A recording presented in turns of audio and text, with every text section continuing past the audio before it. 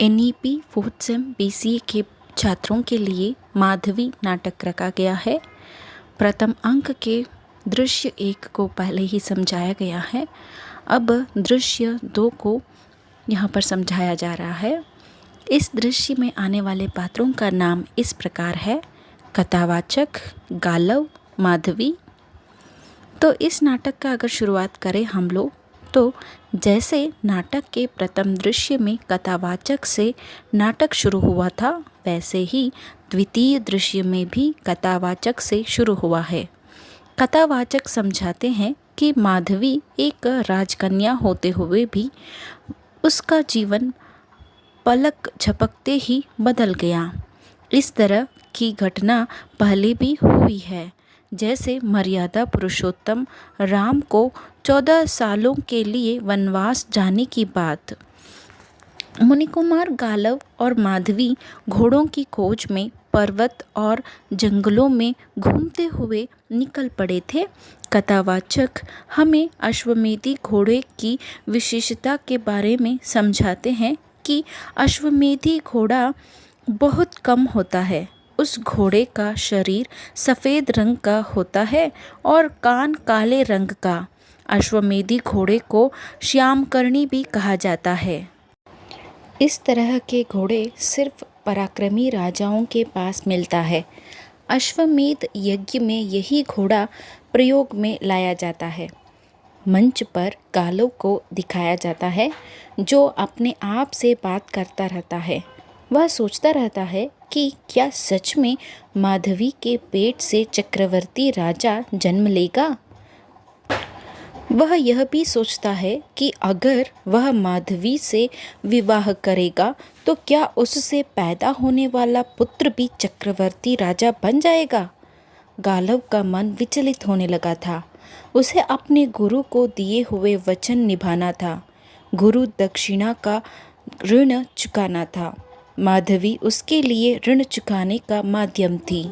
गालव फिर से सोच में पड़ जाता है कि अगर 800 अश्वमेधी घोड़ों के लिए वह माधवी को किसी राजा के यहाँ सौंप दिया तो वह उससे दूर हो जाएगी।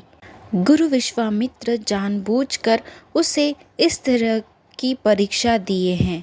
पहले कभी भी उन्होंने अपने किसी शिष्य से ऐसी गुरु दक्षिणा नहीं मांगी थी। मुनिकुमार गालव को माधवी को खोना पसंद नहीं था। उसी बीच में आकाश से एक वाणी निकलती है कि जो व्यक्ति कल आत्महत्या करने जा रहा था, वह आज चक्रवर्ती राजा बनने के सपने देख रहा है।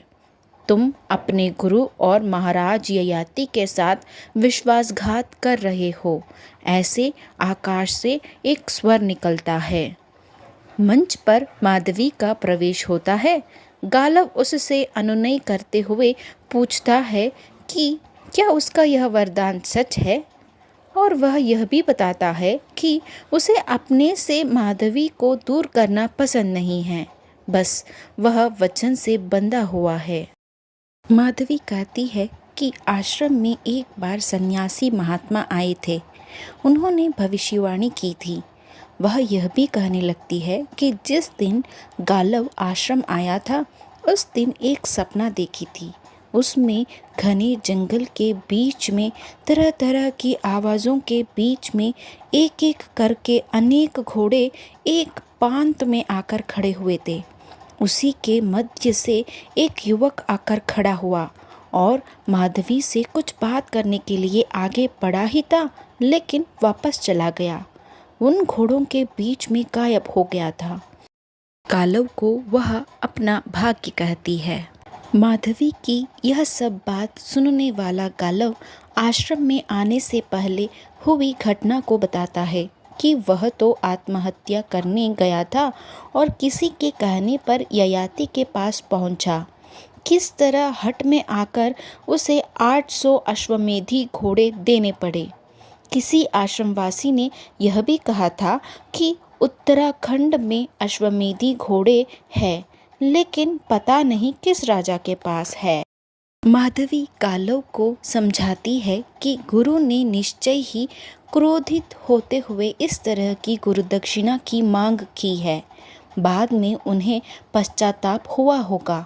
अगर तुम उनके पास जाकर क्षमा याचना करोगे तो वे तुम्हें ऋणमुक्त कर देंगे। माधवी यह भी कहती है कि वह खुद अकेले ही जाकर सब बात विनयता पूर्वक बता देगी और क्षमा याचना करेगी। इस बात को भी कालव नहीं मानता है। वह कहता है कि इस गुरुदक्षिणा ने उसे मझधर में झोंक दिया है। माधवी को गुरुदेव के पास भेजने से उसकी 12 सालों की साधना पर पानी फिर जाएगा। माधवी कालव की इन बातों को सुनकर उसे उत्तराखंड की ओर ले चलने की बात कहती है और यह भी कहती है कि हम लंबे लंबे मार्ग से जाएंगे क्योंकि एक दूसरे के साथ ज़्यादा समय बिता सके। इस तरह वे लोग घोड़ों की खोज में निकल पड़ते हैं उत्तराखंड की ओर। इस तरह नाटक का जो द्वितीय दृश्य है वो समाप्त होता है। आगे इस दृश्य से संबंधित कुछ प्रश्नोत्तर को भी दिया गया है जो एक वाक्य के हैं।